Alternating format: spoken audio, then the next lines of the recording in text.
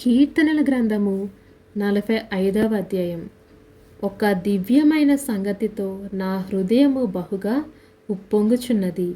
నేను రాజును గూర్చి రచించిన దాన్ని పలికెదను. నా నాలుక త్వరగా వ్రాయువని కలము వలెనున్నది. నరుల కంటే నీవు అతి సుందరుడవై ఉన్నావు. నీ పెదవుల మీద దయారాసం పోయబడి ఉన్నది.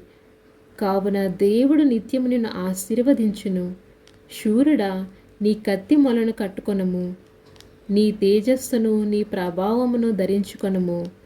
సత్యమును వినయముతో కూడిన నీతిని స్థాపించుటకు నీ ప్రభావము ధరించుకొని వాహనమెక్కి బయలుదేరుము.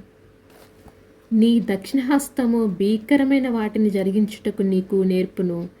నీ బాణములు వాడిగలవి, ప్రజలు నీ చేత కూలుదురు. నీ బాణములు రాజు శత్రువులు గుండెలో చొచ్చును. దేవా, నీ సింహాసనము నిరంతరము నిలుచును. నీ రాజదండము న్యాయార్థమైన దండము. నీవు నీతిని ప్రేమించి భక్తిహీనతను ద్వేషించుచున్నావు.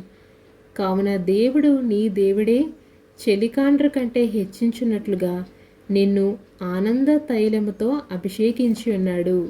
ఆమెన్.